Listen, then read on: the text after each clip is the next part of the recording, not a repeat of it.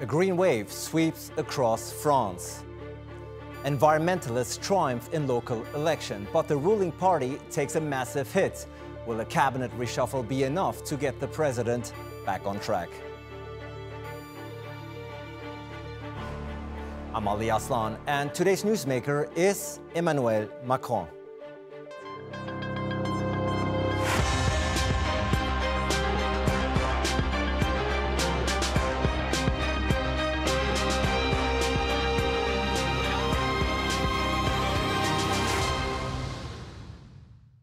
Emmanuel Macron burst into the limelight when he became president of France with a significant majority in 2017. Fast forward 3 years, and his centrist party has suffered a humiliating defeat in local election, losing in every major city. The Greens, on the other hand, had their best ever result. With national elections just 2 years away, is this a sign that Macron needs to change course, and will simply replacing the prime minister be enough to turn things around? Natalie Pahonen reports.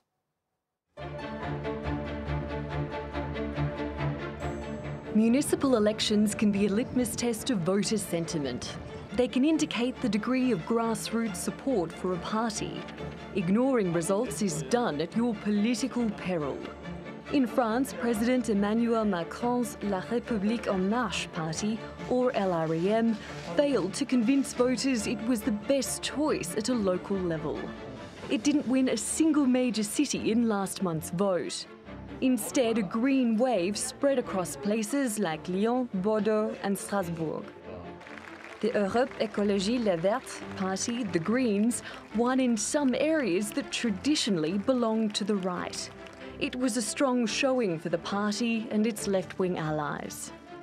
The far-right Rassemblement National, the National Rally, claimed victory in the southern city of Perpignan.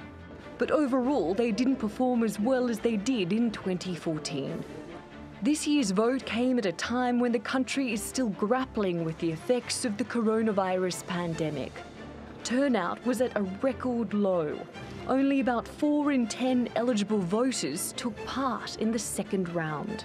Boosting enthusiasm about the political process itself could prove to be an obstacle of its own. The day after the local elections, Macron unveiled fresh funding to help France move to a greener economy. L'État prendra toute sa part. C'est pourquoi, dès le plan de relance que nous sommes en train de préparer, 15 milliards d'euros supplémentaires sur 2 ans seront injectés dans la conversion écologique de notre économie. He's previously signalled a shift to more environmentally friendly economic policies, but the timing is also key. He's reached a point in his presidency where he wants to refresh his mandate ahead of the 2022 presidential elections. His first years in office have been marked by social unrest. Macron's hard push for widespread economic reforms led to months of anti-government protests and ushered in the Yellow Vest movement. The president himself became a target of much of the anger. He says the period changed him. Macron's now hit the reset button with a cabinet reshuffle, replacing the popular Prime Minister, Edouard Philippe, with technocrat Jean Castex. It's not an unusual move. In France, the PM is appointed by the President. At the top of this new agenda, rebuilding the economy in a post-coronavirus world. That will be a major factor in whether Macron claims another term as leader. Natalie Pahonen, the Newsmakers. Joining me now in Brussels is Mélanie Vogel. She is a federal councillor for the Greens, as well as a member of the executive committee of the European Green Party. Patricia Chagnon is in Abbeville. She's been just re-elected to the Municipal Council for the National Rally, the party formerly known as the National Front. And in London is journalist and commentator Nabila Ramdani, who specializes in French politics. Welcome to you all. Nabila, the results are finally in after 3 months delay. The second round of municipal election results are in, and they don't look too pleasant for Emmanuel Macron and his party. Now, this is a politician who 3 years ago obviously was hailed and celebrated as a new, fresh, dynamic generation of politicians out there. Now this dismal showing in the municipal election. How do you explain this? What has happened? Well, I think French presidents are always unpopular, and especially midterm ones, and Macron is clearly no exception. And beyond the quasi-monarchs who represent the nation, French presidents are figureheads who can take responsibility for pretty much everything that goes wrong. And of course, things do go wrong all the time in the affairs of the state. And to be fair, nobody expected La République En Marche party to do well in municipal election.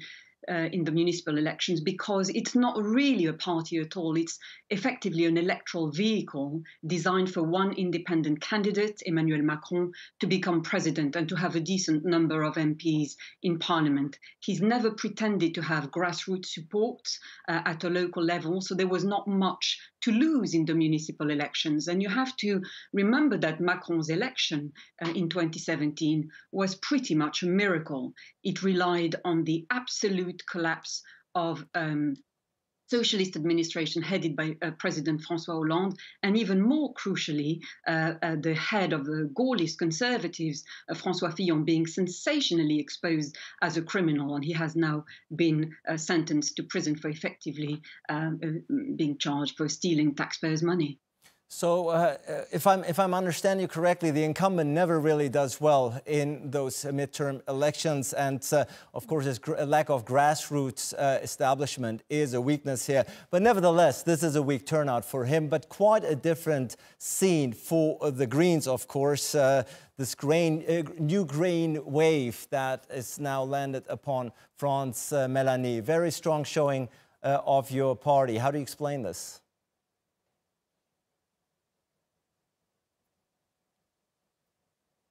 I think it's explained by two that people are not very danger and they want to see that problem solved.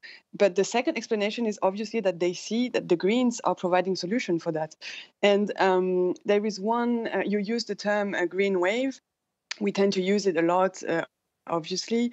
But I think now we cannot really say anymore that it's a wave. You know, a wave has a backflow, if I don't know if it's the English correct term, but you know, it comes and then it goes away. I think it's been few years now with local elections in Belgium, recently in Ireland, the European elections, that we see that it's not a wave, actually, it's a deep political transformation of the political landscape. So the Green success is not a fluke, but one that is here to stay. And we'll go into much more detail, of course, as it progresses. But I want to bring Patricia here in as well. Because, Patricia, if we're looking at the results, one would have thought that Macron's loss is your party's gain. But not quite so if we're looking at the results, right? Well, I think we first need to add something to the results of this election. It was not only the fact that Macron and his party were unable to gain any significant municipalities in France, although they tried to make alliances with many mayors. They tried to put people in place, but they did not succeed because potential candidates realized that going with an etiquette of La République En Marche was going to cause them to lose elections. So I think that's one thing. I think the other major failure of Macron is shown in the participation rate in France, which was nearly 60% of the French people did not go and vote for the second round of elections. It actually means that Mr. Macron gets the yellow vests out in the streets, gets the manifestations out in the streets against the reforms of the retirement plans. He gets France in all its ups. But when it comes to elections, he's unable to convince people to go to the polling booth. So I think it shows that Mr. Macron is unable to make democracy truly live in France. Now, with the second part of your question, with regards to the results of the ecologists, I think we must realize how the ecological party in France is structured. They are there is a lot of very left-wing. very left-wing ideas, very communitarian ideas. They are engaged in the LGBT communities, in other community fights for minorities in France. So I think what we've seen is after the left imploded and the right imploded in the 2017 elections, we get a recomposition of the extreme left-wing parties now under this green veneer of the ecologist But Patricia, party. now you've talked quite a bit about Macron, you talked quite a bit about the Greens, but my initial question to you was actually about the poor showing of your own party. How do you explain that? Well, actually, I think the poor showing needs to be put in perspective. I don't agree at all. On the first round on March the 15th, nearly all of our mayors got a second term in the first round of the elections. You know, in France, this is a two-tier election. So if you get more than 50% in the first round, which was on March 15th, you go on immediately. On the 28th of June, we had the second round of these elections for people who did not obtain a 50% majority on the first round. And we actually doubled the amount of municipalities where we have mayors now in place of the Rassemblement National. And of course, we rejoice because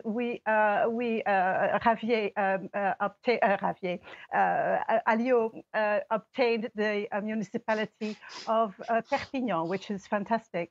Well, certainly doesn't distract from the fact that your party won far less seats and less towns. But let's move on here, because Nabila, one point, of course, is correct. The very low turnout of this municipal election, 41% only turned out to head to the polls. Was this just the coronavirus factor, or is there more to it? Well, certainly the coronavirus is a major factor in all that. It has a massive effect on every form of human activity in recent months, and politics is no exception. And one of the reasons for the Greens doing so well, for example, is that old people did not go out to vote in municipal elections because they were terrified of contracting COVID-19. The very low turnout allowed the young and idealistic to go out and vote Green.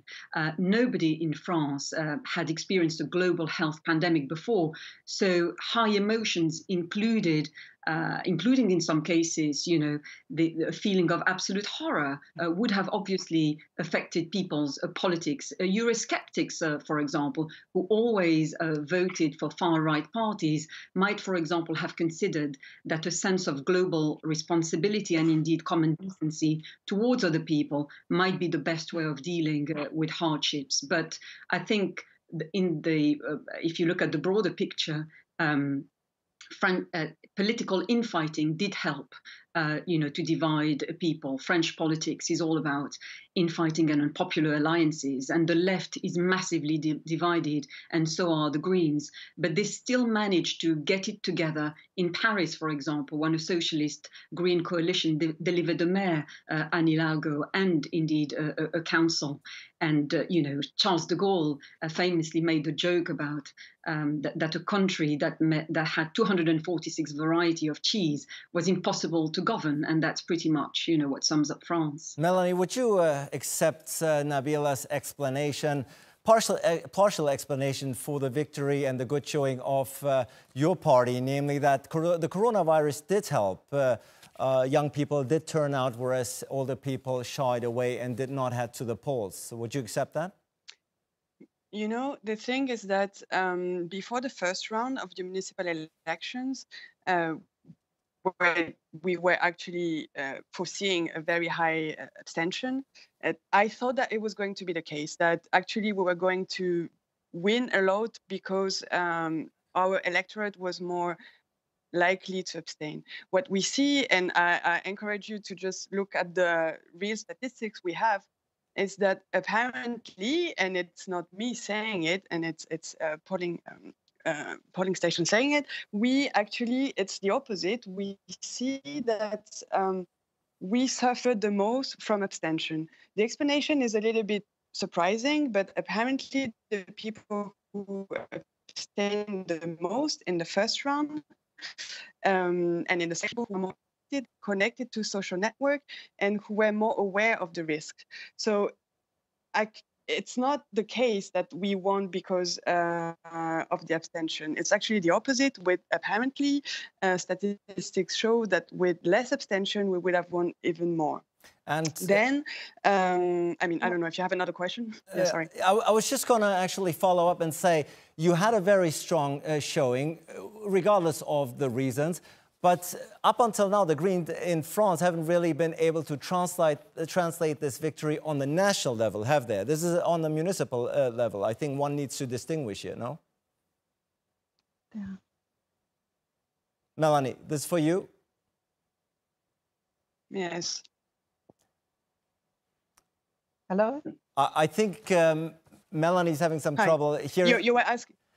Yeah, I was just asking if you'll be able to, if you're able to translate this victory, this municipal election victory, on the national level.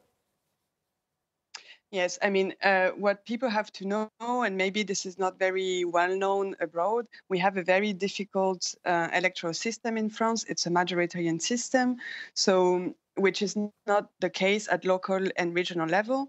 So it's indeed very difficult for non-big parties to enter the parliament. Basically, the legislative elections, we have 577 small presidential elections.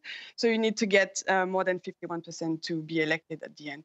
And that has always explained the fact that we've been always stronger at local level than at national level.